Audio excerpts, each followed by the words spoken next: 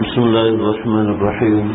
الحمد لله نحمده ونستعينه ونستغفره ونؤمن به ونتوكل عليه ونعوذ بالله من شرور أنفسنا ومن سيئات أعمالنا وأشهد أن لا إله إلا الله وأشهد أن سيدنا ومولانا محمدا عبده ورسوله صلى الله تعالى عليه وعلى آله وأصحابه وبارك وسلم تسليما كثيرا كثيرا.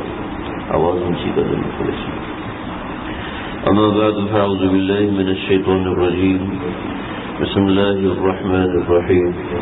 وما خلقت الجن والانس الا ليعبدون وما اريد منهم رزق وما اريد ان يطعمون ان الله هو الرزاق ذو القوة المتين. صدق الله العظيم. آج ارادہ ہے کہ شب برات کے حوالے سے جو ساری باتیں ہمارے بزرگان دین نے بیان فرمائی ہیں ان باتوں میں سے کچھ باتیں میں عرض کروں، بجائے اس کے کہ زبانی کچھ آپ کے سامنے معلومات رکھوں. بہتر یہ معلوم ہوا کہ بعینی ہی اس کتاب میں سے وہ چیزیں پڑھ کے سنا دی جائیں کہ جو ہمارے اکابرین نے لکھی ہے. میرے پاس یہ کتاب ہے فضائل شب برات. جہاں کہیں ضرورت ہوئی میں انشاءاللہ کچھ وضاحتیں بھی آپ کے سامنے پیش کر دوں گا. بات سننے کے لیے عادت یہ ہے کہ سب سے پہلے اپنے اندر طلب پیدا کی جائے. اس کو بند کرتے ہیں تو ضرورت نہیں، ضرورت بھی کچھ چلا لیں گے. اپنے اندر طلب پیدا کی جائے اور طلب کا طریقہ کار یہ ہے کہ بیٹھنے کے انداز سے طلب کا اظہار ہو کہ مجھے دین کی طلب ہے، مجھے اللہ کے مبارک نام سننے کی طلب ہے اور تڑپ ہے. اس کا اظہار ہو.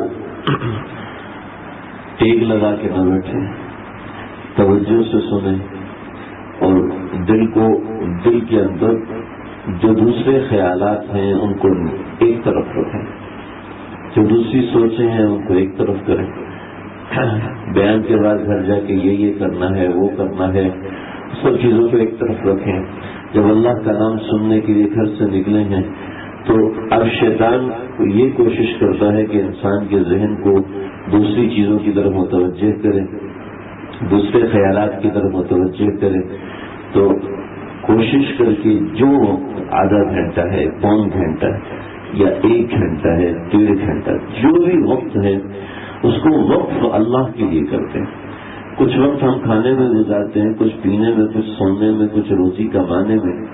وہ بھی ایک درجے میں اچھا کام ہے، لیکن یہ اچھا جو کام ہے براہ راست ہے.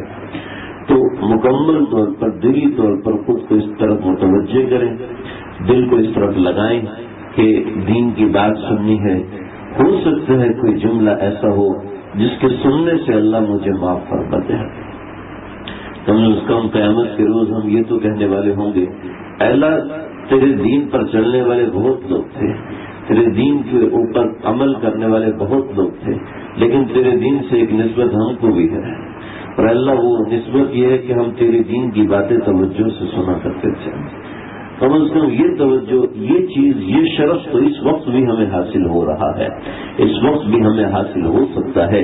شرط یہ ہے کہ انسان مکمل توجہ دے، انسان مکمل ذہن اس طرف لگائے.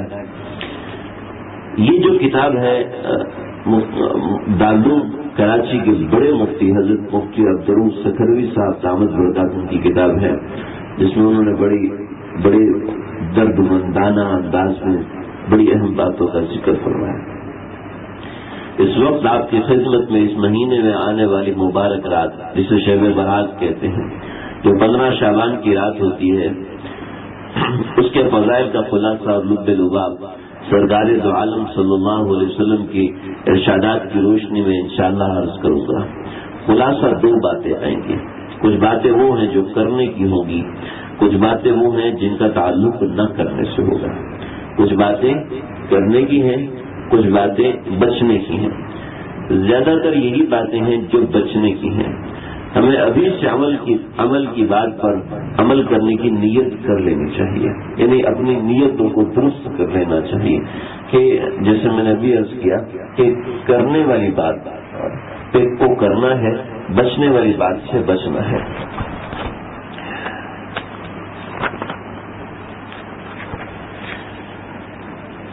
یہ مبارک رات جو آ رہی ہے معمولی رات نہیں ہے، بڑی عظیم الشان رات ہے۔ حدیث میں آتا ہے، حضرت معاذ بن جبل رضی اللہ تعالیٰ عنہ سے روایت ہے، فرماتے رحمت کائنات جناب رسول اللہ صلی اللہ تعالی علیہ وسلم نے ارشاد فرمایا کہ سال کے اندر 5 راتیں ایسی آتی ہیں جو مسلمان خواہ وہ مرد ہو یا عورت ہو ان 5 راتوں میں جاگے، اللہ کی عبادت کرے تو اللہ تعالیٰ اس کے واسطے جنت کو واجب ہونے کا فیصلہ لکھ دیتے ہیں۔ عام طور پہ جب پڑھ کے سنایا جاتا ہے تو سننے والے پہلے سے بور ہونے کے لیے تیار ہو جاتے ہیں، وہ سمجھ نہیں سکتے کہ اس کے نفع کی کوئی چیز ہوگی۔ محض بیٹھ جانا بھی نفع سے خالی نہیں ہے، محض گھر سے نکل آنا بھی نفع سے خالی نہیں ہے، اور پھر اللہ کے پیاروں کی بات اللہ کے پیاروں کے منہ سے نکلی ہوئی آج ہم سن رہے ہیں، میں آج اس کو بول رہا ہوں، آج ہم اس کو سن رہے ہیں۔ نبی کریم صلی اللہ علیہ وسلم کی حدیث ہے، میں پھر سنا رہا ہوں، ذرا توجہ فرمائیے گا۔ سال کے اندر 5 راتیں ایسی ہیں جو مسلمان خواہ کوئی مرد ہو یا عورت ہو، مسلمان ان 5 راتوں میں جاگے اور اللہ کی عبادت کرے تو اللہ اس کے واسطے جنت کے واجب ہونے کا فیصلہ لکھ دیتے ہیں۔ یعنی جو ان 5 راتوں کی عبادت کرتا ہے تو اللہ تعالیٰ اس کے ذریعے سے ایسے اعمال صادر کرواتے ہیں کہ جنت اس کے حق میں واجب ہو جاتی ہے۔ ایسا نہیں کہ 5 رات کو عبادت کرے گا تو اللہ پھر اس کو چھوڑ دیں گے، اس کا پھر گناہوں میں دل ہی نہیں لگے گا، گناہوں سے دل ہی اچاٹ ہو جائے گا۔ ہماری زندگی کا مقصد 4 چیزیں ہیں۔ پہلی چیز اللہ کی رضا کا حصول، یہ ہماری زندگی کا پہلا مقصد ہے۔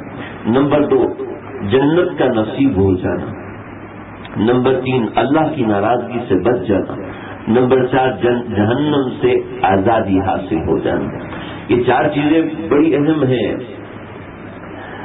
مسئلہ یہ ہے کہ آج کل کے بیانات کے اندر اور دینی مجالس کے اندر جس بات کو اہم کہا جاتا ہے تو اسی بات کو رسم سمجھا جاتا ہے کہ رسمی طور پر اس چیز کو اہم کہا جا رہا ہے۔ اللہ کی رضا کتنی بڑی چیز ہے، اب ذرا اس کو سنیے گا، سمجھیے گا۔ اللہ رب العزت جنت میں سب نعمتیں دے چکے ہوں گے، حور انعام سے مل چکا ہوگا، حور اور تمام قسم کی حوروں سے ملاقات کر چکا ہوگا، پھر جو حسن کا خالق ہے اس سے بھی ملاقات کر چکا ہوگا، نبی کریم صلی اللہ علیہ وسلم سے ملاقات کر چکے ہوں گے، صحابہ کرام سے حال احوال لے چکے ہوں گے، ان سے ان کی یادیں پوچھ چکے ہوں گے کیا گزرا۔ اللہ ہم سب کو یہ لمحات نصیب فرمائے۔ اللہ ہمارے مقدر میں لکھ دے، نہیں بھی ہمارے مقدر میں ہے تو آج یہ ہمارے مقدر میں لکھ دیں۔ یہ سب ہو چکا ہوگا تو اللہ جنتیوں سے فرمائے کہ جنتیوں مجھ سے آپ سے مخاطب ہو کر فرمائیں گے اللہم اجعلنا منہم۔ اللہ ارشاد فرمائیں گے اے جنتیوں کیا تمہیں اس سے اچھی چیزیں دوں؟ اس سے اچھی چیز آپ کا دیدار ہو گیا، آپ کا دیدار ہو گیا، نبی کریم صلی اللہ علیہ وسلم سے ملاقات ہو گئی، آپ سے اللہ سے ملاقات ہو گئی، اللہ سے بات چیت ہو گئی، ہم آپ سوچ بھی نہیں سکتے، اللہ سے بات چیت ہو گئی، صحابہ کرام سے ملاقاتیں ہو گئی۔ ہمارے بہت بڑے عالم دین حضرت مولانا یوسف ریحانی صاحب رحمۃ اللہ علیہ فرماتے تھے کہ میری 2 خواہشات ہیں، 2 بڑی بڑی خواہشات ہیں۔ ایک خواہش یہ ہے کہ میں ہدایت صاحب ہدایت سے پڑھوں۔ ایک کتاب ہے ہمارے مدرسوں میں پڑھائی جاتی ہے، وہ کتاب لکھنے والے سے پڑھوں، بڑی زبردست کتاب ہے۔ اور دوسری خواہش یہ ہے کہ میں حضرت عائشہ رضی اللہ عنہا کی زیارت کروں، مجھے حضرت عائشہ رضی اللہ عنہا کی زیارت ہو اور صاحب ہدایت سے ہدایت پڑھوں۔ ہدایت ہمارے مدرسوں میں پڑھائی جانے والی بڑی کتاب ہے، 4 جلدوں میں ہوتی ہے۔ تو جب حضرت کی شہادت ہوگی تو شہادت کے بعد ان کے بیٹے زکریا، ان سے بڑے بھائی نے پوچھا کہ کیا آپ کی ابا سے کبھی خواب میں زیارت ہوئی اور کوئی ایسا معاملہ ہوا؟ کہ لگے کہ ہاں میں نے ابا سے پوچھا تھا خواب میں کہ ابا آپ کی دونوں خواہشات کا کیا ہوا؟ کہا کہ ہدایت تو میں صاحب ہدایت سے پڑھ رہا ہوں، پہلی خواہش پوری ہو گئی اور دوسری خواہش بھی پوری ہوئی ہے لیکن ٹھیک طریقے سے نہیں ہوئی۔ کیا مطلب؟ کہا کہ عائشہ کی زیارت ہوئی لیکن دور سے ہوئی ہے، ابھی قریب جانے کا موقع نہیں ملا۔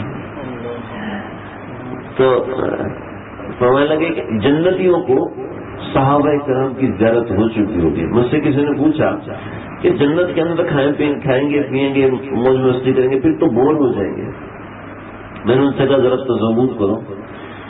تصور کرو جنت میں، جنت کے اندر جنتی ہیں، کبھی دل چاہے سیدنا ابوبکر صدیق کی دعوت کی جائے، ان کو اپنے گھر میں بلا رہے ہیں، وہ گھر میں تشریف لا رہے ہیں، کہہ رہے ہیں کہ ان کو اپنے اہل و عیال سمیت آپ تشریف لائیے۔ کبھی دل چاہ رہے حضرت عائشہ تشریف لائے، کبھی دل چاہ رہے آقا نامدار فخر موجودات خلاصہ کائنات محمد مصطفیٰ صلی اللہ علیہ وسلم تشریف، کبھی دل چاہ رہے اللہ خود تشریف لائے۔ میں نے کہا اس کو ذرا سوچنا شروع کر دے تو رات سے صبح ہو جائے گی، صبح سے رات ہو جائے گی۔ یہ تو ایک چیز ہے نا، صرف ایک دعوت ہے۔ دنیا کے اندر ہمارا دماغ صرف 5 سے 10% کھلا ہوا ہے، باقی دماغ ہمارا سویا ہوا ہے۔ اور اگر اسی کے اندر صرف ایک دعوت کی چیز ہے، اس کے بعد سیر و تفریح ہے، اس کے بعد گپ شپ ہے، بات چیت ہے، اس کے بعد ان کے ساتھ معاملات ہیں، ان کے ساتھ تعلقات ہیں، ان کے ساتھ ان کے ہاں جانا ہے، ان سے ملاقات کرنی ہے، یہ 2-4-5 چیزیں۔ اور اس کے بعد اگر کوئی ذہین آدمی ہوگا تو 10-15 چیزیں اور نکال کے لے آئے گا، یوں 15-20 چیزیں ہو جائیں گی۔ ہمارا ذہن 15-20 چیزوں کو ذرا سوچنا شروع کر دے تو شاید 3-4 سال سوچتے سوچتے گزر جائیں۔ جب وہاں پر دماغ 100% کھلا ہوگا تو پھر کیا ہوگا؟ اور دنیا کے اندر ہم دنیا میں آئے ہیں، کبھی بور ہوئے یا دنیا میں رہتے رہتے بور ہو گیا، ابھی مر جانا چاہیے، فوت ہو جانا چاہیے، کیوں ضرورت دل چاہتا ہے؟ تو آصف تو ماشاء اللہ جوان ہے، ایک سفید بالوں والے سے مجھے ہاں دنیا سے جانے کا جی چاہتا ہے؟ نہیں بھائی، ابھی کہاں، ابھی تو بڑے بڑے کام کر رہے ہیں، چاہے کوئی 70 سال کا ہو چاہے کوئی 80 سال کا ہو، دنیا سے جانا نہیں چاہتا، الا یہ کہ کوئی تنگ آیا ہوا ہو تو وہ الگ بات ہے، تو کوئی جانا نہیں چاہتا۔ یہاں کا میٹیریل مٹی ہے، مٹی کا میٹیریل ہے، کوئی جانے کو تیار نہیں ہے۔ جہاں سونے کا میٹیریل ہوگا وہاں کوئی جانے کو تیار ہوگا؟ یا استقبال کرنے والی ماں ہے، استقبال کرنے والے والد ہیں، اور رخصت کرنے والی اولاد ہے، ٹھیک ہے؟ کبھی کبھی ماں باپ کو غصہ آتا ہے اور ان پٹائی کر دیتے ہیں، کبھی کبھی اولاد کو غصہ تک پاؤں پٹک کے چلی جاتی ہے، ابا کا تو دماغ خراب ہو گیا ہے نا۔ یہاں پر استقبال کرنے والے ماں باپ ہیں اور دنیا سے بھیجنے والی اولاد ہے۔ عام طور پہ یہ ہوتا ہے بہن بھائی ہیں، محبت کرنے والے دوست ہیں، یہ محبت انتہائی لمیٹڈ ہے۔ وہاں استقبال کرنے والے اللہ تعالیٰ ہے، وہاں پہ استقبال کرنے والے اللہ تعالیٰ ہے، اور الوداع کہنے والا کوئی بھی نہیں ہے، الوداع ہے ہی نہیں، اور تو صرف استقبال ہی استقبال ہے۔ اور جو بچہ پیدا ہوتا ہے اور وہ جب آنکھ کھولتا ہے اور وہ روتا ہے تو کیا ہوتا ہے؟ سارا خاندان پریشان ہو جاتا ہے، اس کو کس چیز کی ضرورت ہے؟ حالانکہ محبت کی ادنا بھیک ملی ہوئی ہے۔ جو محبت کا پیدا کرنے والا خالق اور مالک ہے وہ کتنے نخرے برداشت کرے گا؟ تو جنت میں یہ سب کچھ ہو چکا ہوگا، تو اللہ فرمائیں گے کہ جاؤ، آج میں تمہیں سب سے بڑی چیز عطا کر رہا ہوں، سب سے بڑی چیز عطا کر رہا ہوں، اور وہ چیز یہ ہے کہ میں تم سے راضی ہو گیا ہوں۔ یہ سب سے بڑی چیز ہوگی، اس کی قیمت کا اندازہ ہم جیسے لوگ آج کل کے زمانے میں نہیں لگا سکتے، چاہے 50 حدیثیں سن لیں، چاہے میں آپ کو جنت کے 50 مناظر گنوا دوں، ہم نہیں لگا سکتے، اس لیے کہ اس کا اندازہ صحابہ لگا سکتے تھے، جو ہر وقت اس غم میں پریشان ہے، پتہ نہیں اللہ راضی ہے یا نہیں، پتہ نہیں اللہ راضی ہے یا نہیں۔ یوں اس راستے میں آدمی جو اوپر بڑھتا ہے، جو آگے بڑھتا ہے، تو اس کے مزاج میں نزاکت آتی جاتی ہے اللہ کی ناراضگی کے حساب سے۔ ایک امام احمد بن حنبل رحمۃ اللہ علیہ کے پاس ایک بڑھیا آئی اور کہنے لگی، حضرت مسئلہ یہ ہوا کہ میں سلائی کر رہی تھی سوئی کے ساتھ، تو وہاں سے ہندوؤں کی ایک بارات گزری اور انہوں نے قندیلیں اٹھائی ہوئی تھی، اس قندیل کی روشنی میں مجھے 3-4 ٹانکے لگانے میں آسانی ہوئی، لیکن چونکہ وہ قندیل ہندوؤں کی تھی تو مجھے شک ہو گیا۔ اب مجھے یہ بتائیں، یہ جو میں نے سلائی کی ہے اور اس کے جو میں پیسے لے رہی ہوں، کیا میرے لیے یہ جائز ہے؟ صرف 3-4 ٹانکے لگائے ہیں اس روشنی کے اندر، کیا میرے لیے جائز ہے؟ امام احمد بن حنبل رحمۃ اللہ علیہ فرمایا حرام ہے تیرے لیے، حرام ہے تیرے لیے، جو پیسے لیے سب صدقہ کرو، سب صدقہ کرو۔ اب آپ سب لوگ پریشان ہوں گے، اور اگر کوئی سننے والا عالمہ ہے تو وہ مہا پریشان ہوگا، بھی تو جائز ہے بھی، کسی کی روشنی اس کی روشنی گزری ہے، ان کا مسئلہ ہے، میرا مسئلہ تھوڑی ہے۔ اگر ٹانکے لگا بھی لیے تو 3-4 ٹانکے لگائے، وہ حرام بھی ہے تو ساری اجرت کیسے حرام ہوگی؟ تو سارے شاگرد پریشان، وہ تو بڑے بڑے علماء تھے، حضرت آپ نے کیسا مسئلہ بتایا؟ فرمایا میاں مجھے پتہ ہے جائز ہے، مجھے پتہ ہے حلال ہے، لیکن تم جانتے ہو اس عورت کو؟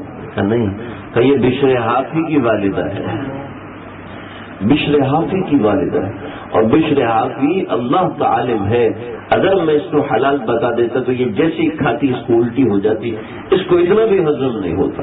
یہ اللہ کے ایسے قریب ہے کہ اللہ سے ایسے قربت رکھنے والے ہیں، آپ جانتے نہیں ہیں بشر حافی کو۔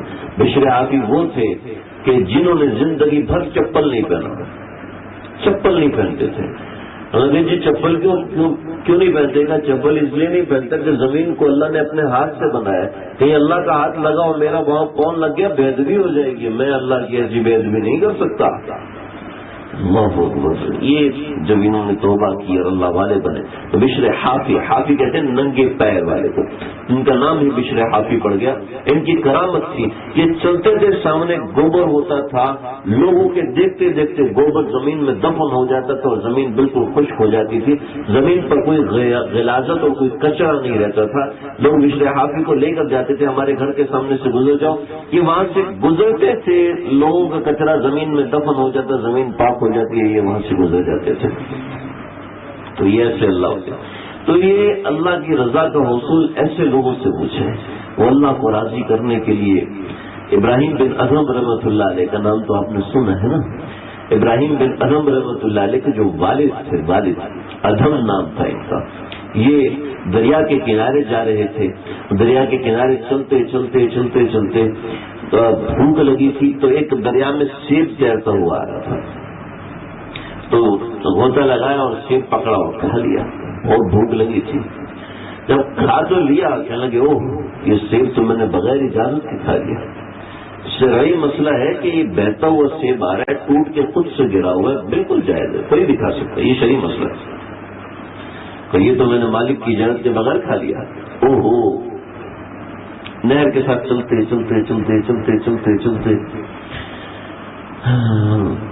جناب 2 دن کی مسافت کے بعد ایک سیبوں کا باغ آیا، اس سے گرا ہوگا، باغ کے اندر گیا، وہاں مالی سے کہا اس باغ کا مالک کون ہے؟ تو فلاں آدمی، فلاں رئیس ہے۔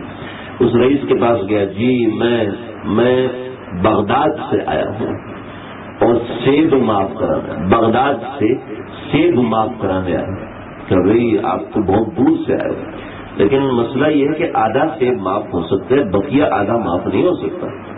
تو وہ کیسے کہ یہ بقیہ آدھا تو بلخ کے بادشاہ کا ہے، آدھا باغ بلخ کے بادشاہ کے، آدھا سیب میرا تھا، آدھا اس کا تھا، لہذا اس کے پاس جاؤ، وہ معاف کرے گا۔ چنانچہ بغداد سے عراق سے بلخ کا، افغانستان کا سفر کیا ایک سیب معاف کرانے کے لیے۔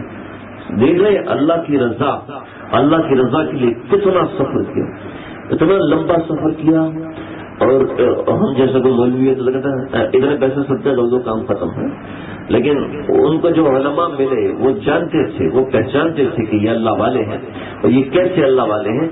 میں پھر بتا رہا ہوں کہ شریعت پر چل کے کوئی شخص اللہ والا بن سکتا ہے، لیکن میں بتا رہا ہوں کہ جو جتنا اوپر جاتا ہے اس کو اللہ کی رضا کے حصول کے لیے اتنا محنت کرتا ہے، تو اتنی سی بات سے پریشان ہوتا ہے، پتہ نہیں پیسوں سے اللہ راضی ہوں گے یا نہیں ہوں گے، یہ بات ہی، یہ کام ہی ختم کرو۔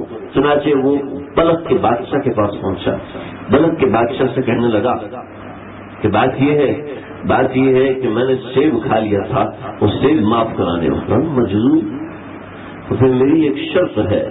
کیا شرط ہے؟ تو میری بیٹی سے شادی کر لو. تو اتنا نیک اتنا پارسا کبھی نہیں بیٹھے گا. کب میری بیٹی سے شادی کرو گے؟ جب چھوڑوں گا. کہا یہ تو نہیں مان سکتا. کہا پھر میں سیب معاف نہیں کروں گا. لگا میں نے تو قسمیں کھائی کہ زندگی بھر شادی نہیں کروں گا. جو بھی ہے میں تو ایسے معاف نہیں کروں گا. چنانچہ بیٹی سے شادی کرائی. اس سے جو بیٹا پیدا ہوا اس کا نام تھا ابراہیم بن ادھم رحمۃ اللہ. تو اللہ کی رضا ایسے لوگوں کے لیے ہوتی ہے. اللہ ان کو معاف فرمائے. اللہ کی رضا کا حصول، جنت کا نصیب، اللہ کی ناراضگی سے بچنا، جہنم سے آزادی. ان 4 کاموں کے لیے اللہ نے ہمیں اس دنیا میں بھیجا ہے. ہر مومن کا یہ فرض ہے کہ وہ دنیا میں رہتے ہوئے یہ 4 باتیں کریں. مرنے سے پہلے پہلے اللہ کی رضا نصیب ہو جائے، جنت کا مستحق بن جائے، اللہ کی ناراضگی سے بچ جائے، دوزخ سے آزادی کا پروانہ حاصل ہو جائے. ان 4 باتوں کو حاصل کرے. ان 4 باتوں کو حاصل کرنا 24 گھنٹے ہمارے اختیار میں ہے. جس طرح کھانا پینا ہمارے اختیار میں ہے، ایسے ان 4 چیزوں کو حاصل کرنا بھی ہمارے اختیار میں ہے.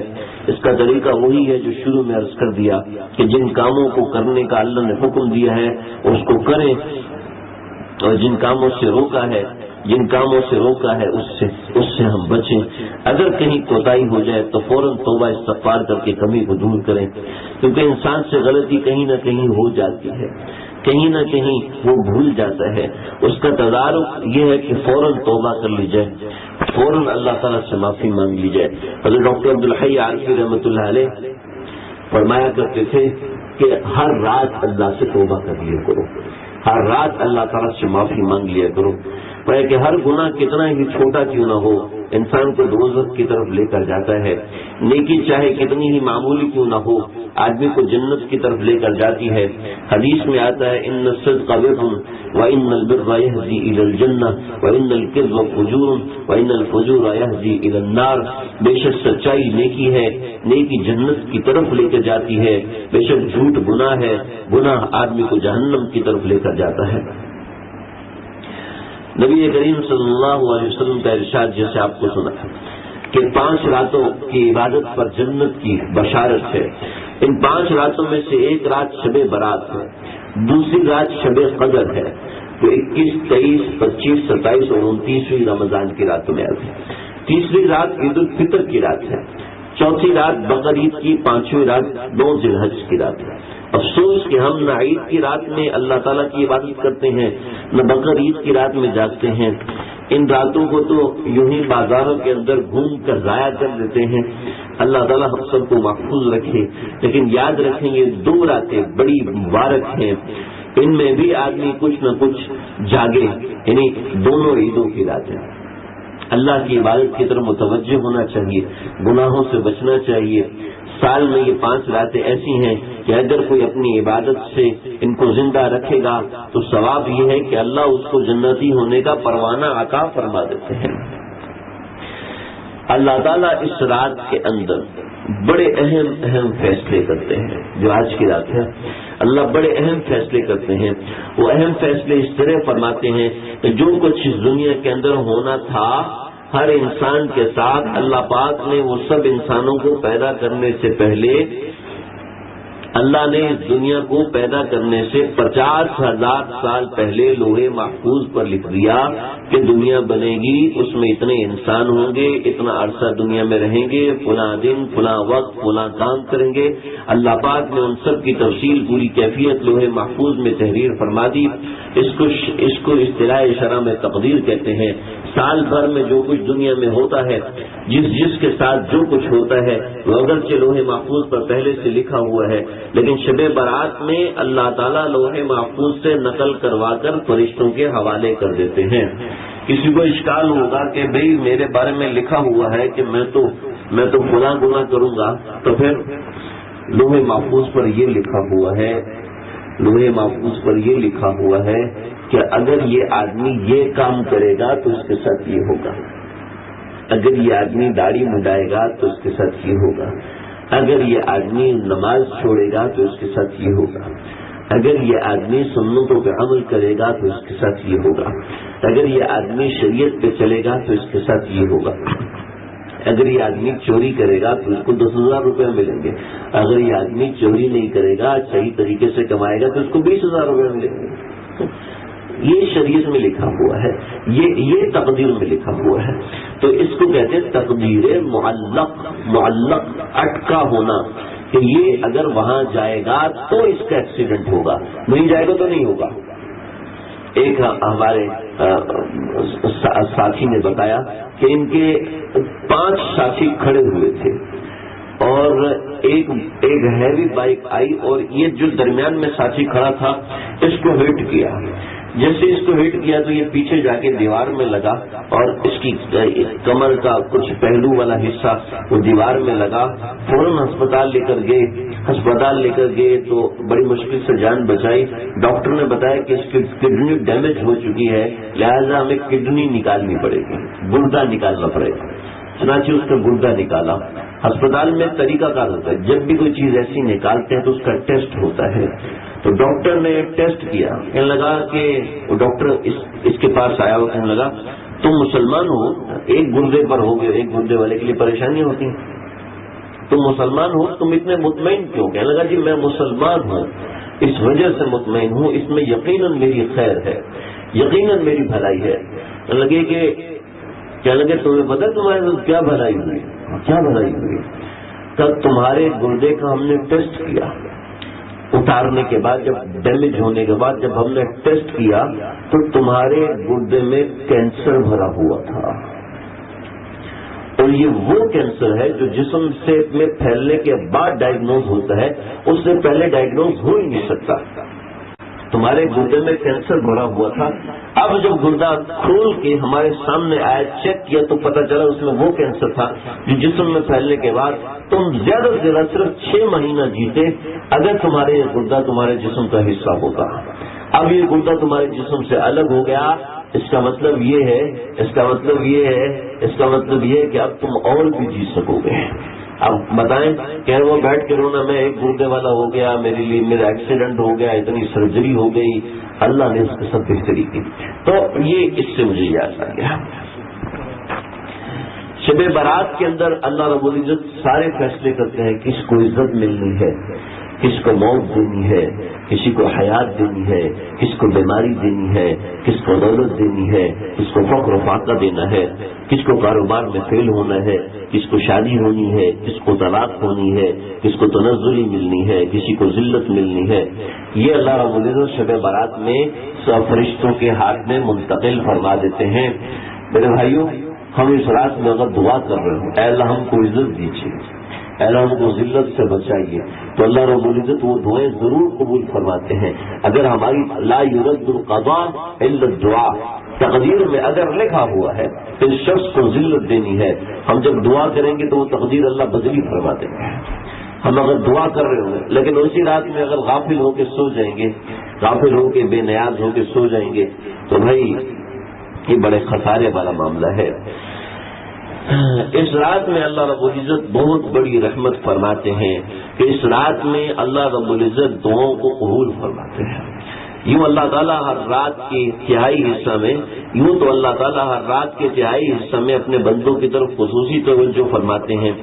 اس وقت جو بندہ اللہ کی بارگاہ میں حاضر ہو کر عرض و مناجات کرتا ہے، دعائیں مانگتا ہے، اللہ تعالیٰ اس کی مناجات کو قبول فرماتے ہیں۔ 24 گھنٹے میں 2 وقت ایسے خاص ہیں کہ اگر اس وقت کوئی دل سے دعا مانگے تو اللہ اس کی دعا کو رد نہیں فرماتے۔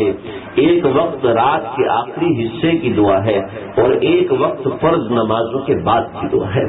جب امام سلام پھیرتا ہے اس وقت کوئی دعا مانگتا ہے تو وہ ضرور قبول ہوتی ہے۔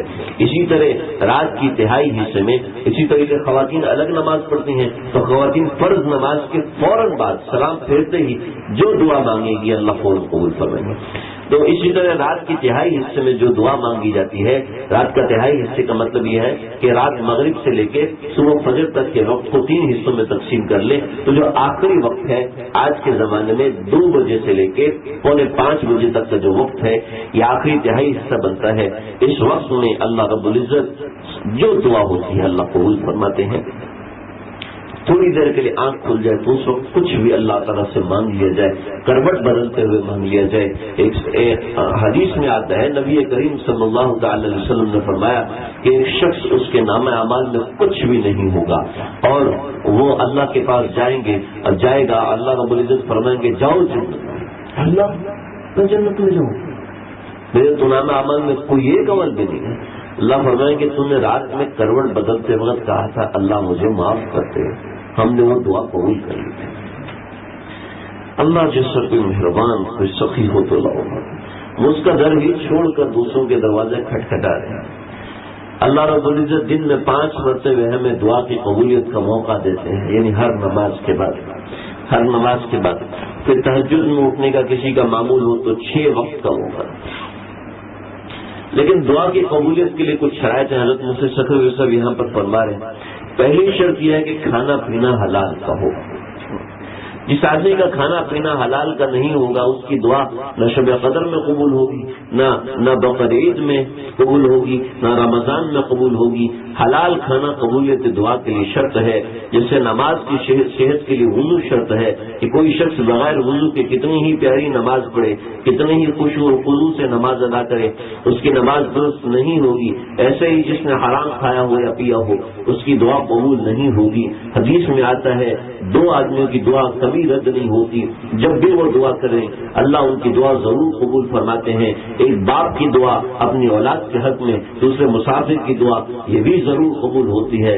لیکن اس کے ساتھ ایک دوسری حدیث بھی ہے کہ ایک آدمی کا بڑے لمبے سفر کرتا ہے، سفر کے طویل ہونے کی وجہ سے اس کے کپڑے غبار آلود ہیں، سر کے بال بھی غبار آلود اور پراگندہ ہیں۔ ایسی خاکساری کی حالت میں وہ اللہ کے سامنے ہاتھ پھیلاتا ہے، یا رب کہتا ہے، اللہ سے گڑ گڑا کے دعائیں کرتا ہے۔ صورتحال یہ ہے کہ اس کا کھانا بھی حرام کا ہے، اس کا پینا بھی حرام کا ہے، اس کا لباس بھی حرام کا ہے۔ فَأَنَّىٰ يُسْتَجَابُ لَهُ الدُّعَاءُ، پھر اللہ فرماتے ہیں اس کی دعا کیسے میں قبول کر لوں۔ اس حدیث سے معلوم ہوا کہ مسافر کی دعا جس کی قبولیت میں کوئی شک نہیں تب ہی قبول ہوتی ہے جب اس کا کھانا حلال کا ہو۔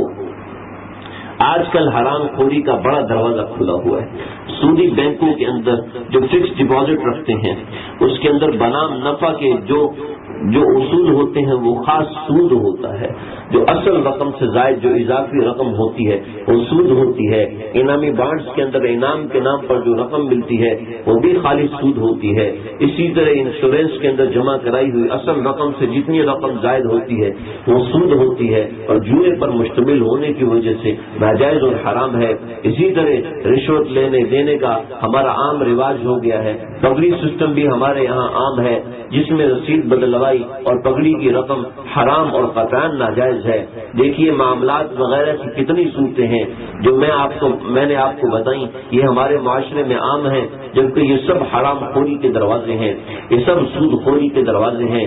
جو آدمی حرام کھائے گا، حرام پیے گا، حرام آمدنی سے لباس پہنے گا تو نہ اس کی نماز قبول ہے، نہ اس کا حج قبول ہے، نہ روزہ قبول ہے، نہ دعا قبول ہے۔ ایک روایت میں آیا کہ اگر کسی شخص نے ایک حرام کا لقمہ نیچے اتارا ہے، وہ لقمہ حرام اس کے حلق سے نیچے اتر گیا تو 40 دن تک نہ اس کے فرض قبول ہوں گے، نہ نفل قبول ہوں گے، نہ دعا قبول ہوگی۔ یہ قبولیت کا مطلب یہ ہے کہ اللہ تعالیٰ قبول کر کے مقبول نہیں فرماتے، فرض اس سے ادا ہو جاتا ہے۔ جب وہ توبہ کرے گا تو اس کو فرض دوبارہ ادا کرنے کی ضرورت نہیں۔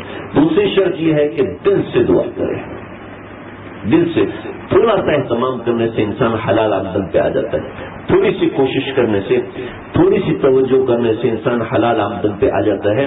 آج کا موضوع نہیں ہے، میں اس موضوع کو انشاءاللہ تفصیل سے الگ کر کے بیان ضرور کروں گا انشاءاللہ۔ آپ حضرات سے دعا کی درخواست ہے کہ یہ موضوع انتہائی اہم ہے، حرام سے بچنا، حرام کھانے سے بچنا انتہائی ضروری ہے۔ دوسری شرط ہے کہ دل سے دعا کرے، یعنی ہم اصل دعا میں متوجہ ہو، اس کا دماغ، اس کا ذہن، اس کے سارے اعضاء پوری طرح دعا میں متوجہ ہو، اس بات کی توجہ ہو کہ میں اللہ کا محتاج محض ہوں، دل میں یہ بات ہو کہ میں اس سے عرض کر رہا ہوں وہ میری دعا ضرور قبول کریں گے. اگر اس یقین کے ساتھ پوری توجہ انہماک اور دھیان سے دعا کی جائے تو اس کے ساتھ پہلی شرط کا لحاظ بھی رکھا جائے تو دعا ضرور قبول ہوگی. دعا کی قبولیت کا مطلب بھی ذرا سمجھ لیں. ہم دعا کی قبولیت کا مطلب یہ سمجھتے ہیں کہ جو ہم نے مانگا ہے وہ مل جائے. اگر وہ مل گیا تو سمجھو دعا قبول ہو گئی. اگر مطلوبہ چیز نہ ملی تو گویا نماز دعا ہی قبول نہ ہوئی. یہ بات صحیح نہیں ہے. دعا کی قبولیت کی 3 صورتیں ہیں. پہلی صورت جو مانگ رہا ہے بعینی ہی وہی چیز مل جائے. مانگ رہا ہے کوٹھی بنگلہ بعینی وہی مل گئی. مثال کے طور پہ کاروبار مانگ رہا ہے کاروبار چمک گیا. ملازمت مانگ رہا ہے ملازمت مل گئی. رشتہ ڈھونڈ رہا ہے رشتہ مل گیا. غزلے کے مطلوبہ چیز کا مل جانا قبولیت دعا کی علامت ہے. یہاں رشتہ ڈھونڈنے کا ذکر لکھا ہوا ہے. ٹھیک ہے, لڑکیاں ڈھونڈنے کا ذکر نہیں. اللہ کوئی اچھی سی لڑکی ملا دے جسے آج کل نوجوانوں کی فیوریٹ دعا ہے. اللہ فلاں سے بھی شادی ہو جائے, فلاں سے بھی شادی ہو جائے, اللہ سے بھی شادی ہو جائے. ان میں سے جو اچھی اللہ آپ کو لگے وہ مجھے دے دیجیے. اس کے لیے رشتوں کے لیے دعا کرو تو 24 گھنٹے کے اندر 25 گھنٹے دعا کر لیں گے. 24 گھنٹے میں 25 گھنٹے بلکہ ڈبل کہیں گے اللہ ایکو سسٹم میں کرنے کو تیار ہوں. 50 دعائیں 1 منٹ میں نکالنے کو تیار ہوں. خیر یہ تو ایسی بات کرتا تھا. کبھی ایسا ہوتا ہے کہ جو مانگتے ہیں وہ نہیں ملتا, بلکہ اس کے بدلے یہ ہوتا ہے کہ کوئی مصیبت, کوئی حادثہ, کوئی پریشانی یا سانحہ جو ہماری قسمت میں لکھا تھا, جو ہمارے ساتھ ہونے والا تھا, اس دعا کی بدولت اللہ اس کو دور فرما دیتے ہیں. بہت سی دعائیں ہیں جو ایسی ملتی ہیں کہ ان دعا کو پڑھ لیا جائے تو اس کی وجہ سے اللہ مصیبتوں کو ڈال دیتا ہے. ہمارے ایک ساتھی ہیں, ہمارے قاری صاحب, وہ گاڑی چلاتے ہیں. تو ایک جگہ پر وہ صبح دعائیں پڑھی اور دعا پڑھ کے نکلے. آگے پولیس نے روک لیا, لائسنس دکھاؤ, یہ دکھاؤ, وہ دکھاؤ, سب چیزیں پوری. اچھا تم رک جاؤ, فی الحال رک جاؤ. روک لیا. وہ کہیں نماز بھی پڑھاتے تھے. وہ 1 گھنٹہ روکا تھا. انہوں نے ان کو فون کیا کہ بھائی انہوں نے مجھے روکا ہوا, یہاں پہنچو. چنانچہ وہ لوگ پہنچے تو انہوں نے ان کا موبائل چھین لیا. پولیس والوں نے موبائل اپنے پاس ضبط کر لیا. یہ عجیب بات ہے. 10 بجے ان کو تھانے لے گئے اور جا کے لاک اپ کر دیا. گاڑی ایک طرف کھڑی کرتے. انہوں نے دیکھا کہ 16 اور بندے داڑھی اور ٹوپی والے کھڑے ہوئے. 16 اور بندے کھڑے ہوئے. پریشان. میرے پاس ہے 12 بجے. وہ ان کے پیچھے مقتدی آیا تو کچھ بات کری, دے دلا کے ان کو نکالا. یہ نکل آئے. میرے پاس ہے کہ مجھے اشکال ہو رہا ہے. کیا اشکال ہو رہا ہے؟ میں نے دعائیں پڑھی تھی, میرے کو اتنی بڑی مصیبت آئی. دعائیں پڑھی تھی, اتنی بڑی مصیبت آئی. یار میں بھی پریشان ہو گیا. دعائیں پڑھی تھی, پھر پولیس نے کیوں پکڑا اتنا, یہ سارا صحیح حفاظت کی دعائیں پڑھی تھی, حدیث کے وعدے پڑے ہوئے تھے. اور کماتے بھی حلال ہیں اور پابندی سے پڑھتے ہیں. حلال کے لیے بیچارہ صبح سے شام تک آج بھی بھاگ رہے, بیچارہ پریشان ہے. آج بھی دعائیں کراتا ہے, دعائیں کرتا ہے. اور حضرت نے بھی دعائیں کی ہوئی ہیں. چلو ہماری دعا میں مسئلہ ہے تو حضرت تو حلال ہے, بالکل 100% شریعت کے پابند ہیں, ان کی دعائیں ہیں. اور پھر دعا پڑی ہوئی ہے. یہ کیا ہوا؟ بس میں گیا تو حضرت نے چھوٹ دے گا. 12 بجے چھوڑ دیا. اللہ کا شکر ادا کرو, اللہ کا شکر. کہیں پولیس کیس میں پھنسا لیا ہوتا, مار دیتے, گولیوں سے اڑا دیتے, کہتے یہ ڈاکو ہیں, کوئی ایسے ہیں ویسے ہیں, تو کیا ہوتا, شکر کرو جان بچ گئی. میں نے جا کے, میرا تو اشکال کہنا ہی نہیں پڑا کہ خود ہی شیخ کے دل میں اللہ نے جواب ڈالا. اور ایسا جواب میں اتنا مطمئن ہو کے باہر آیا. 3 مہینے کے بعد بتانے لگے کہ جو لوگ پکڑے تھے ان میں سے چند ایک کو مار کے یہی کیا جو حضرت نے بتایا تھا. اور اللہ نے اس دن دعائیں انس پڑھنے کی برکت سے مجھے وہاں سے نکال دیا. اللہ اکبر. تو ہم صرف یہ سمجھتے ہیں دعا قبول نہیں, بلکہ دعا کی وجہ سے کبھی اللہ مصیبت کو ٹالتے ہیں. کبھی اتنی بڑی مصیبت تھی جس سے کوئی نہیں بچ سکتا تھا, اللہ نے بچا دیا. دعا کی قبولیت کی تیسری صورت ہے کبھی اللہ بندے کی دعا کو آخرت کے لیے ذخیرہ کر دیتے ہیں. جنت کے اندر معلوم ایسے ہوتا ہے جیسے آپ میٹرو میں جائیں, اسٹورز میں جائیں تو ہر ایک کے اوپر ریٹ لکھا ہوتا ہے. یہ چیز 259 روپے کی ہے, یہ چیز 470 روپے کی ہے نا, لکھا ہوتا ہے. جنت کے اندر ہر چیز کے اوپر ٹیگ لگا ہوتا ہے. یہ نماز کا عوض ہے, یہ اس نماز کا عوض ہے. فلاں جگہ نیکی کی تھی, یہ اس کا عوض ہے. اور بعض چیزیں ایسی ہوں گی جن پر ٹیگ نہیں لگا ہوگا، کتنی بڑی ہوں گی، اور پہاڑ سے بھی زیادہ بڑی بڑی ہوں گی، اور اتنے وسیع وسیع محلات، اے اللہ یہ اس کو تو پلیٹ بھی نہیں لگی کہ کیوں ملا، یہ کسی نیکی کی پلیٹ بھی نہیں لگی ہوئی، تو اے اللہ یہ کوئی دعا کا اثر بھی نظر نہیں آ رہا کہ یہ میں نے دعا مانگی تھی تو اللہ نے یہ محل دے دیا۔ اے میرے بندے، یہ وہ دعا ہے جو میں نے قبول نہیں کی تھی، یہاں پر میں نے اس کا ظہور کیا، اتنا بڑا ظہور، کاش کہ میری کھال کو کینچی سے کاٹ دیا جاتا، میری کوئی بھی دعا قبول نہ ہوتی۔ پھر دعا کی قبولیت کی تیسری صورت ہے، دعا تقدیر کو بدل دیتی ہے، یہ میں بتا چکا ہوں۔ اس مبارک رات کی تیسری فضیلت، پہلی فضیلت یہ ہے کہ اللہ رب العزت اس رات کے اندر دعاؤں کو قبول فرماتے ہیں۔ دوسری فضیلت، اللہ رب العزت اس رات کے اندر بندوں کی بخشش فرماتے ہیں۔ دوسری فضیلت، پہلی فضیلت اللہ رب العزت اس رات میں عبادت کرنے والے پر جنت کو واجب کر دیتے ہیں۔ دوسری فضیلت، اللہ اس رات میں دعاؤں کو قبول فرماتے ہیں۔ تیسری فضیلت، اللہ تعالیٰ اس پوری رات میں اپنے بندوں کو اپنی رحمت کے طفیل دوزخ سے آزاد کر دیتے ہیں، اور 1000 2000 لاکھ 2 لاکھ کروڑ 2 کروڑ نہیں بلکہ ان گنت بے شمار لوگوں کو جہنم سے رہائی عطا فرماتے ہیں۔ اس کی مثال حدیث میں یوں دی گئی، عرب میں بنی کلب ایک قبیلہ تھا، ان کے یہاں بھیڑ بکریاں بہت زیادہ تھیں۔ آپ صلی اللہ تعالی علیہ وسلم نے ارشاد فرمایا، قبیلہ بنی قلب کی بھیڑ اور بکریوں کے جسم پر جتنے بال ہیں ان بالوں کی تعداد سے بھی زیادہ انسانوں کو اللہ اس رات دوزخ سے بری فرماتے ہیں۔ لہذا یہ رات مغفرت کی بھی رات ہے، اس لیے اس رات میں بخشش بھی مانگنی چاہیے، مغفرت بھی مانگنی چاہیے، وہ دعا کرنی چاہیے، یا اللہ میری والدین، میرے دادا دادی، میرے ساس اور سسر، اپنے اوپر کے جتنے مسلمان گزر چکے ہیں ان سب اور ان کی نسل میں جتنے مسلمان وفات پا چکے ہیں اور ان کی جو آئندہ آنے والی نسلیں ہیں ان سب کی بخشش فرما دیجیے۔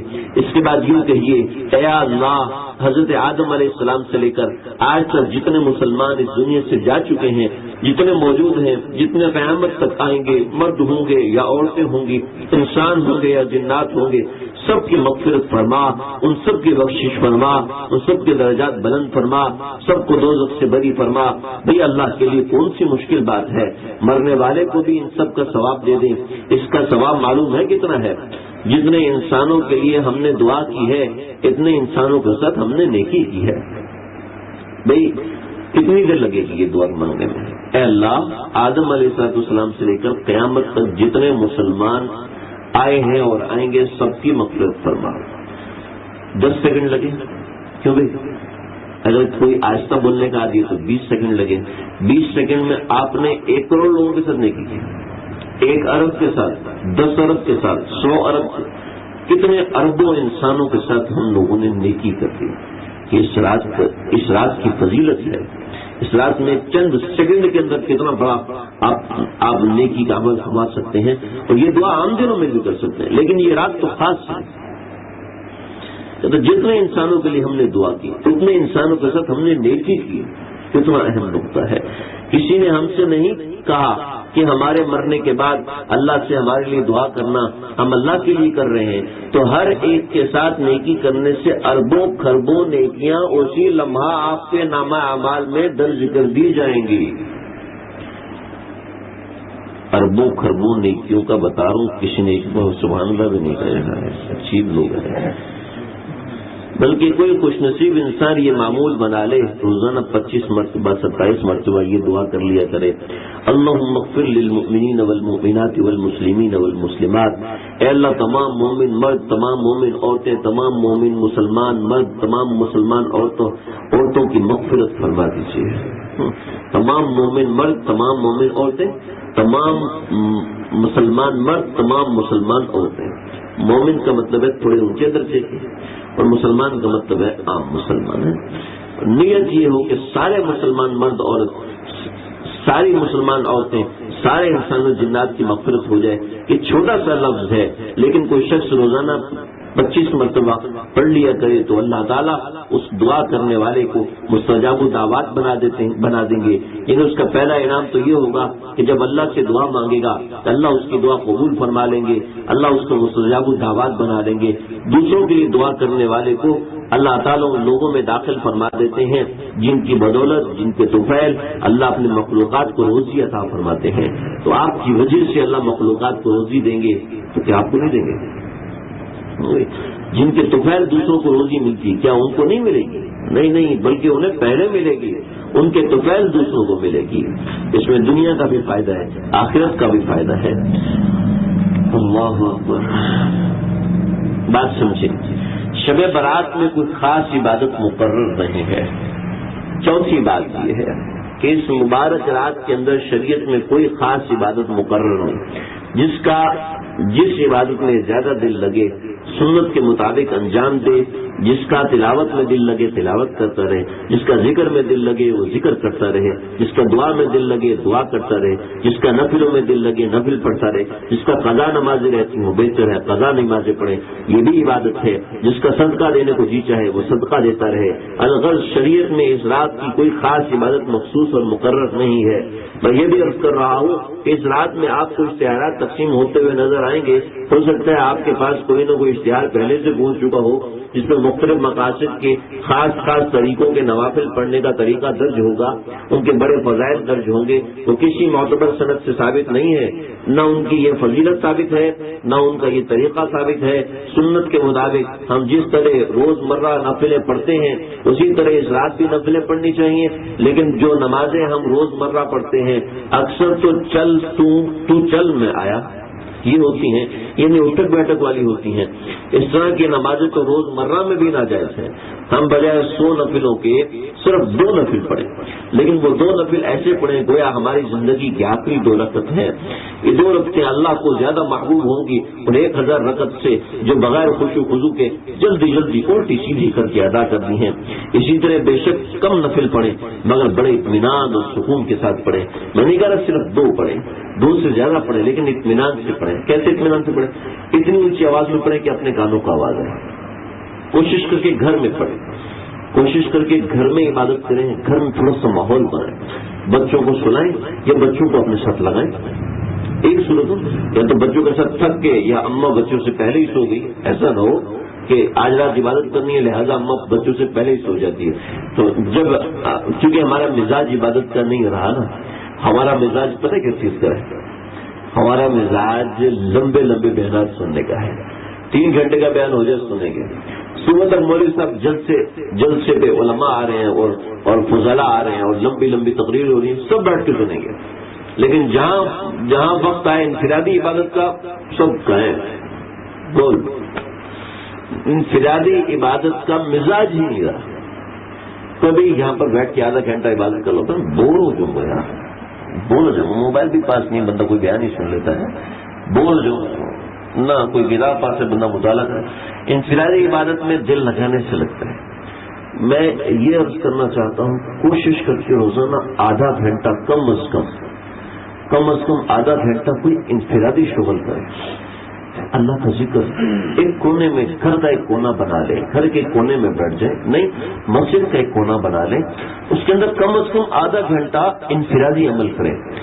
اب یقین کیجئے آپ مجبور ہو جائیں گے اس آدھے گھنٹے کو بڑھانے پر. آپ مجبور ہو جائیں گے, نہیں آدھا گھنٹہ کافی نہیں ہے. ابھی آپ کہیں گے سب آدھا گھنٹہ 10 منٹ سے ابتدا کرو پھر دیکھتے ہیں. آدھا گھنٹے سے آپ ابتدا کریں, تھوڑی سی مشقت ہوگی لیکن اس کے بعد آپ کہیں گے نہیں مجھے کچھ دیر زیادہ بیٹھنا ہے. اور مجھے نوجوانوں یہ ٹین ایج کے نوجوانوں نے خود بتایا, ٹین ایج وہ عمر ہوتی ہے جس کے اندر انسان کے تباہی کا راستہ کھلتا ہے. تباہی کے راستے میں جانے کے لیے انسان پہلے نمبر پہ تیار, دماغ میں وہ جوش بھرا ہوتا ہے کسی کی بات نہیں مانتی, اپنی بات مانتی. چاہے ٹانگ ٹوٹے, چاہے ہڈی ٹوٹے, چاہے کچھ ہو جائے, چاہے ابا ناراض, چاہے اماں ناراض, چاہے ساری دنیا ناراض, بس اپنی من کی مرضی کرنی, موج مستی کی عمر ہوتی ہے. ٹین ایج کے لڑکے لڑکیاں انہوں نے بات مانی، کہنے لگے مرد جی نہیں کرتا رات سونے سے پہلے کا آدھا گھنٹہ اور دل نہیں کرتا، دل چاہتا ہے اور اللہ سے باتیں کریں، دل چاہتا ہے اور اللہ سے ہم کلام ہوں، اور جواب بھی اللہ دیتے ہیں، اللہ جواب بھی دیتے ہیں۔ جو حرام عشق میں پھنسنے والے، حرام عشق میں پھنسانے والے، حرام عشق کے اندر آنے والے لڑکا لڑکی ہیں، وہ 2 دن 4 دن 15 دن 20 دن لڑکیوں کی منتیں کرتے ہیں اور وہ قابو میں آ جاتی ہیں۔ اللہ کی منتیں 10-20 دن کر کے دیکھیں، اے اللہ مجھ سے بات فرما لیجیے، اللہ میں آپ سے کلام کرنا چاہتا ہوں، آپ کے منہ میں مٹھاس نہ ہو تو مجھے کہنا تو نے کیا کہا، ذمہ داری سے کہہ رہا ہوں، راز کی بات بتا رہا ہوں۔ اللہ سے ہم کلام ہو کر دیکھیں اور اللہ آپ کو جواب دیں گے۔ آپ کے دل میں آواز آئے گی، آپ کے دل میں آواز آپ ایسے سنیں گے جیسے آپ میری آواز سن رہے ہیں۔ کر کے دیکھیے۔ حضرت مفتی صاحب نے شب برات گزارنے کا طریقہ لکھا، فرماتے ہیں اب آپ کو میں رات گزارنے کا طریقہ بتاتا ہوں، ہم اس طرح آج کی رات کیسے گزاریں۔ یہ طریقہ مسنون یا ضروری نہیں ہے بلکہ تجربے سے نافع اور مفید ہے۔ وہ یہ ہے 14 شعبان کی صبح اشراق کے بعد نیند کر لیں، تو اس طریقے سے اس نیت سے کہ رات کو ہم زیادہ سے زیادہ عبادت میں لگ سکیں اور دن بھر کے کام کاج میں زیادہ محنت والا کام آج کے دن نہ کریں، اور ظہر کے بعد قیلولہ کر لیں، یعنی دوپہر کے کھانے کے بعد 1 گھنٹہ 8 گھنٹہ 1 گھنٹہ لیٹ جائیں، نیند نہ آئے تب بھی لیٹ جائیں۔ قیلولے سے عجیب و غریب طبیعت میں نشاط پیدا ہوتا ہے کہ شیطان کے علاوہ اللہ کی ہر نیک مخلوق قیلولہ کرتی ہے، ہر نیک مخلوق قیلولہ کرتی ہے۔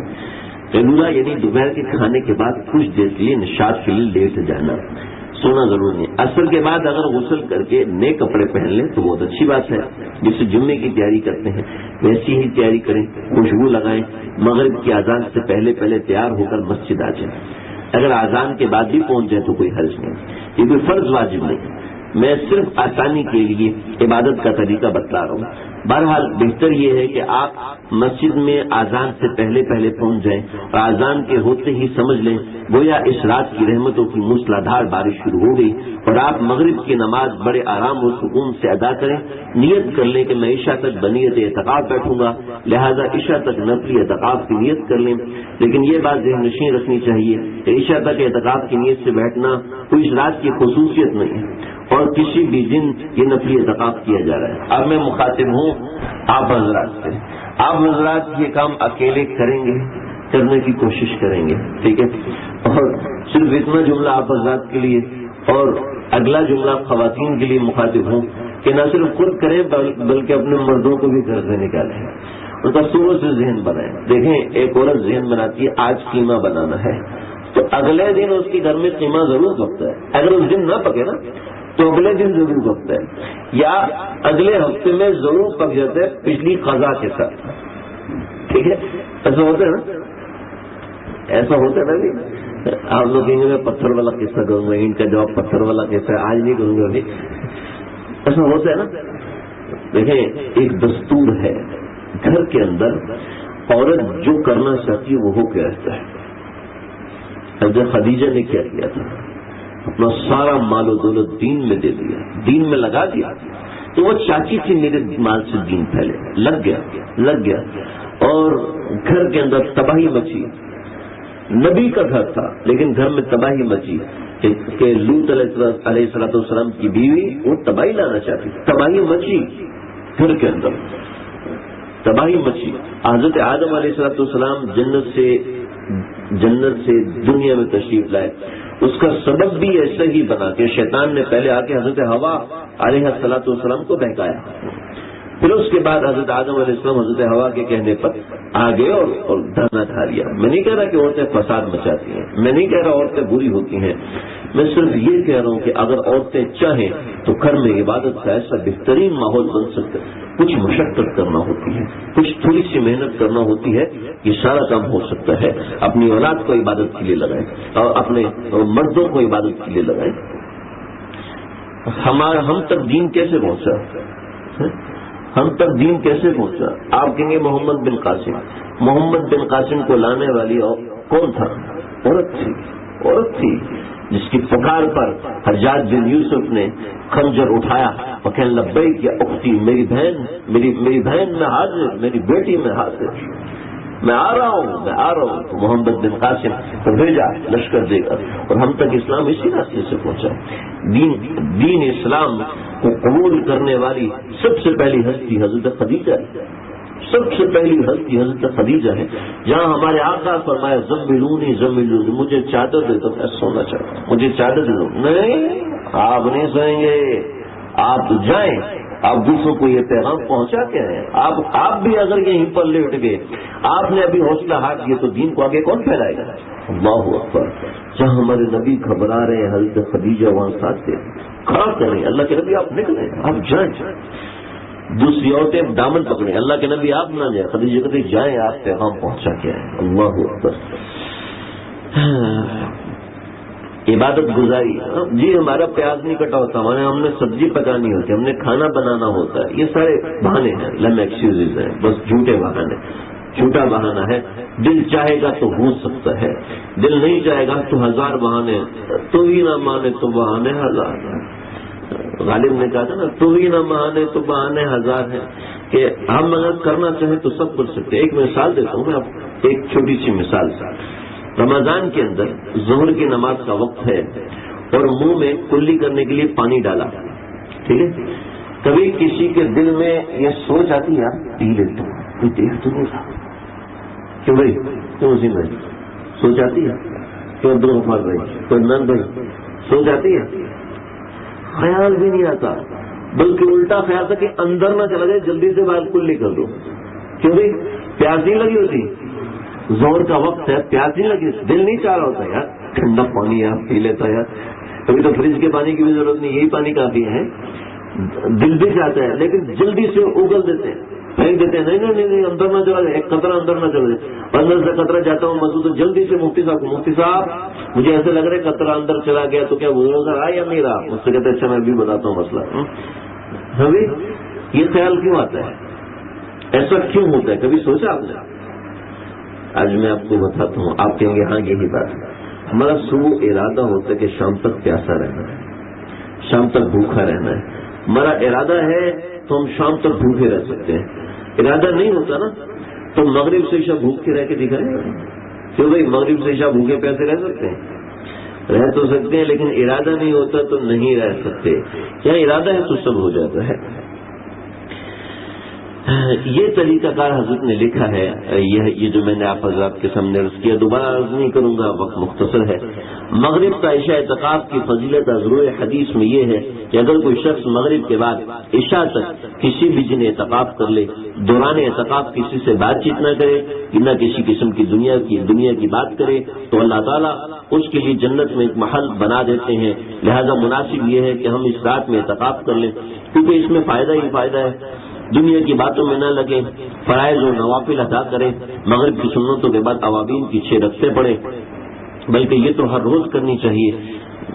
اوابین کی فضیلت یہ ہے کہ اللہ تعالیٰ اس شخص کو 12 سال کی عبادت کا ثواب عطا فرماتے ہیں. ایک روایت میں ہے کہ اللہ تعالیٰ اس کے اتنے گناہ معاف فرما دیتے ہیں جتنے سمندر کی جھاگ ہے، یعنی گناہ صغیرہ معاف ہو جاتے ہیں. لیکن حضرت صلی اللہ علیہ وسلم اوابین کی جہاں 6 رکعتوں کا ثبوت ہے وہاں 20 رکعتوں کا ثبوت بھی ہے. اس لیے کبھی کبھی زندگی میں 20 رکعتیں بھی پڑھنی چاہیے. اس سنت کو کون زندہ کرے گا؟ آپ صلی اللہ علیہ وسلم کی امت ہی زندہ کرے گی. خواتین اور حضرات کا کام ہے کہ اس سنت کو آج زندہ کر لیں. یہ رات بھی مبارک ہے اور عمل بھی مسنون ہے. لہذا کوشش کریں کہ مغرب کے بعد مسجد ہی میں رک کریں، بجائے 6 رکعت کے 20 رکعت پڑھیں اور آرام اور سکون سے پڑھیں. ذرا سی دیر میں عشاء کی نماز کا وقت ہو جائے گا. اگر کوئی وقت بچ جائے تو دعا میں مصروف ہو جائیں. جیسے کہ ابھی میں نے عرض کیا، اس رات قبولیت دعا کا وقت مغرب سے ہی شروع ہو جاتا ہے.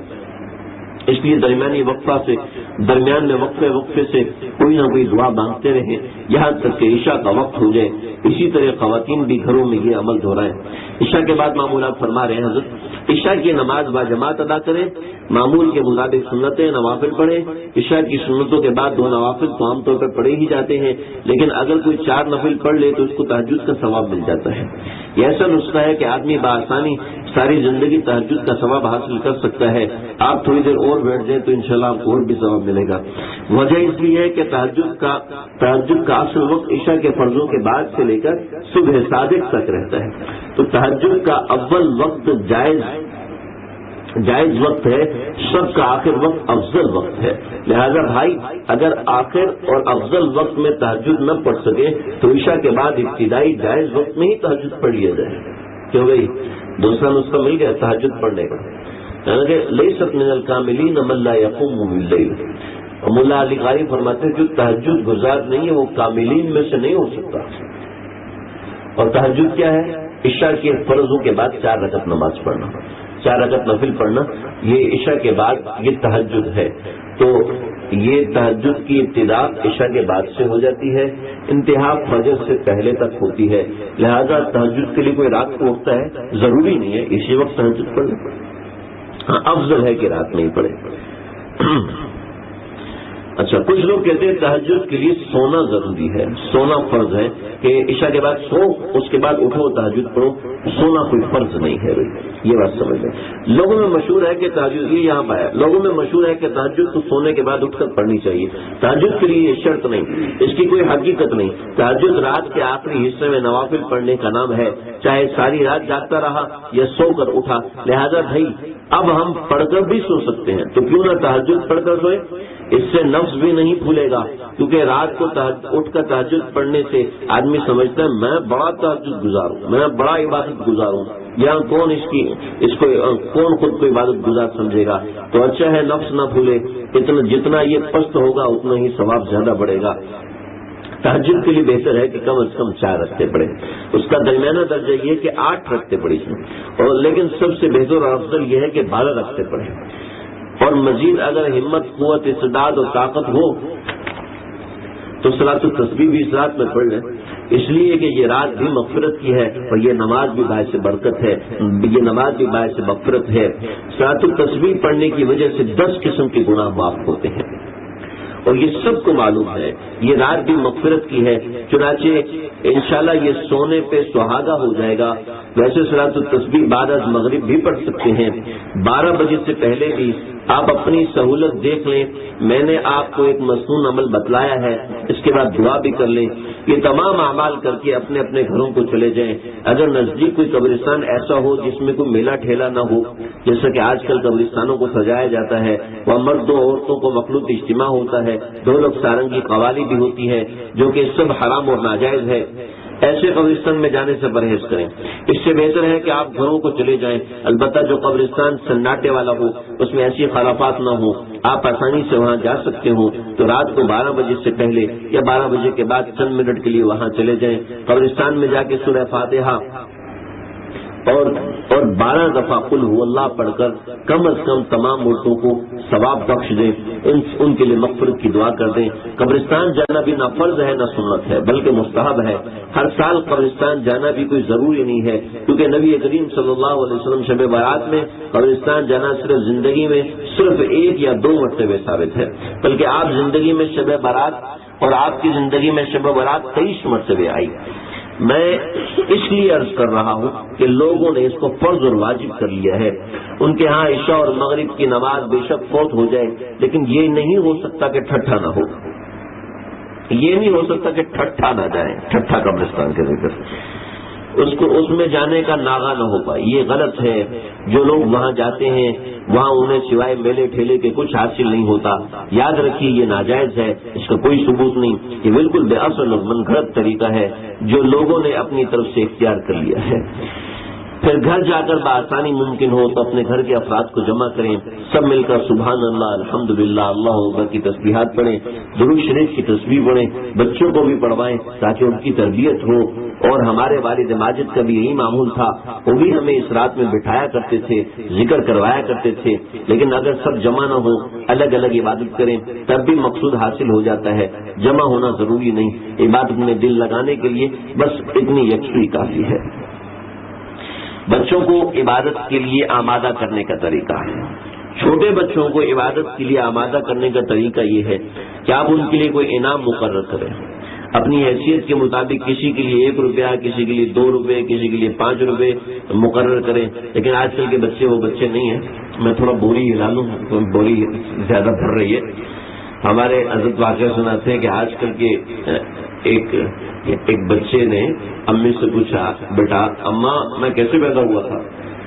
تو ساری بات ہے بچوں کو کیا بتائیں گے. اس نے کہا بیٹا تجھے مٹکا پڑا ہوا تھا، بارش ہوئی تو ہم نے مٹکا پھوڑا تو اندر سے تو نکلا، لہذا پھر ہم نے تجھے پا لیا. تو وہ بچہ اس نے بھی بارش میں مٹکا رکھا.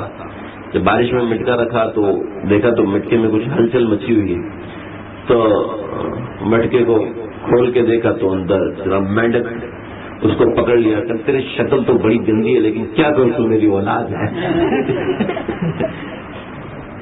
ہمارے حضرت ڈاکٹر شفقت صاحب دعوت برکاتہم فرماتے ہیں کہ ہمارے حضرت حافظ ڈاکٹر شفقت صاحب دعوت برکاتہم فرماتے ہیں کہ آج کل کا بچہ ہوتا نا تو وہ کہتے ہیں پاگل امی کو پتہ ہی نہیں میں کیسے پیدا ہوا ہوں. آج کل کے بچے ایسے. فرمایا کہ پہلے زمانے کا بچہ تھا نا ان کو یہ سکہ ہے، سکہ لینا ہے یا 100 کا نوٹ لینا ہے؟ تو بچے کہتے ہیں سکہ لینا ہے. تو آج کل کا بچہ کہے گا اس سکے کو 100 کے نوٹ میں لپیٹ کے دے دیں. آج کے بچے ایسے ہیں کہ میں اماں بولی دودھ نہ بخشوں گی اگر کہنا نہ مانا ابے کا. اماں بولی دودھ نہ بخشوں گی اگر کہنا نہ مانا ابے کا. بچہ بولا مجھ کو تڑیاں نہ دے دودھ پیا ہے میں نے ڈبے کا. آج کل کے بچے ایسے ہیں. تو یہ بڑی بابرکت رات ہے. اس رات میں ایسی عبادات میں لگنا چاہیے، کچھ چیزوں سے بچنا چاہیے. میں صرف ان کی فہرست گنا رہا ہوں. اس رات کے اندر مشرک کی بخشش نہیں ہوتی. اس رات کے اندر قطع رحمی کرنے والے کی بخشش نہیں ہوتی. جو قطع رحمی کر دے ایسے شخص کی بخشش نہیں ہوتی. اس رات کے اندر ٹکنے چھپانے والے کی بخشش نہیں ہوتی. اس رات کے اندر والدین کے نافرمان کی بخشش نہیں ہوتی. اور اس رات کے اندر جھوٹی گواہی دینے والے کی بخشش نہیں ہوتی. اس رات کے اندر شراب پینے والے کی بخشش نہیں ہوتی. یہ چند ایک لوگ ہیں جن کی بخشش نہیں ہوتی. اس رات میں کچھ بدعات ہیں، جیسے لوگ حلوہ بناتے ہیں اس کو ضروری سمجھتے ہیں. یہ بدعت ہے حلوہ بنانا خاص طور پہ اس رات کے اندر. اور اس رات کے اندر جناب شیرینی تقسیم ہوتی ہے، یہ بھی بدعت ہے. ایسا کوئی عمل نہیں ہے. آگے جن کا روزہ رکھنا وہ بھی مستحب ہے. اللہ تعالیٰ مجھے آپ ہم سب کو سمجھنے کے عمل کرنے کی توفیق عطا فرمائے. بسم اللہ الرحمن الرحیم. اللهم ربنا تقبل منا انك انت السميع العليم وتب علينا انك انت التواب الرحيم. اے اللہ جو کہا ہے سنا ہے، کہنے والا بھی محتاج، سننے والے بھی محتاج ہیں. اے اللہ ہم سب کی بگڑی بنا دیجیے. اللہ ہم سب کی بگڑی بنا دیجیے.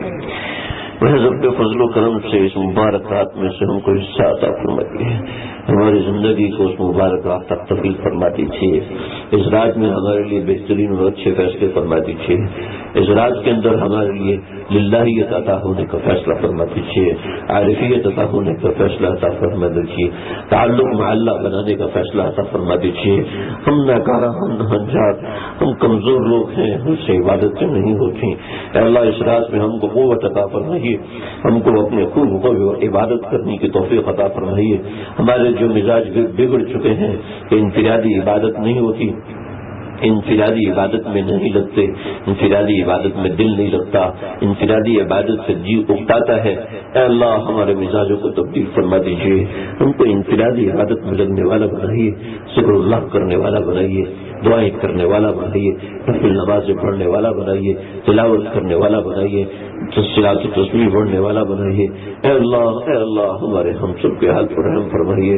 اے اللہ اس رات کی برکت سے جنت میں ہم سب کا اولی داخلہ نصیب فرمائیے. یہ لوگ جو گھروں سے اپنا وقت نکال کے تشریف لائے ہیں، اے اللہ ان کی بگڑی بنا دیجیے، ان کے جملہ مقاصد حسنہ پورے فرما دیجیے. جنہوں نے دعاؤں کا کہا، جو کہنا چاہتے تھے نہیں کہہ سکے، جو امید وابستہ رکھتے ہیں، جنہوں نے پیغام بھیجا نہیں ملا، اے اللہ ہم سب کی بگڑی بنا دیجیے.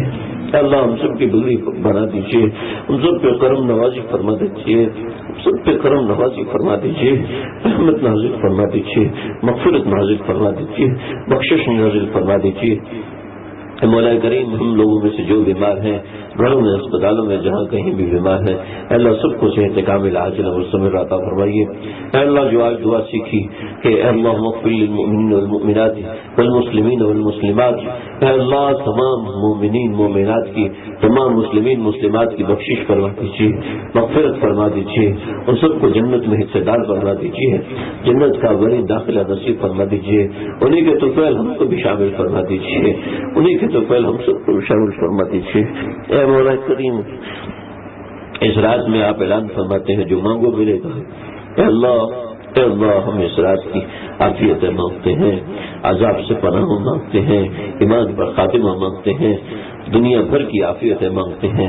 آپ کے نبی نے سکھایا صلی اللہ والعافیت فی الدنیا والآخرہ، اللہ سے دنیا اور آخرت کی عافیت مانگا کرو۔ آپ سے دنیا آخرت کی عافیت مانگتے ہیں۔ ہم میں جو لوگ بیمار ہیں گھروں میں ہسپتالوں میں ذہنی طور پہ بیمار ہیں، جسمانی طور پہ بیمار ہیں اور اللہ روحانی طور پر تو ہم سبھی بیمار ہیں، ہم سب کو اس بیماری سے شفا عطا فرمائیے، سب کو اس بیماری سے شفا عطا فرمائیے۔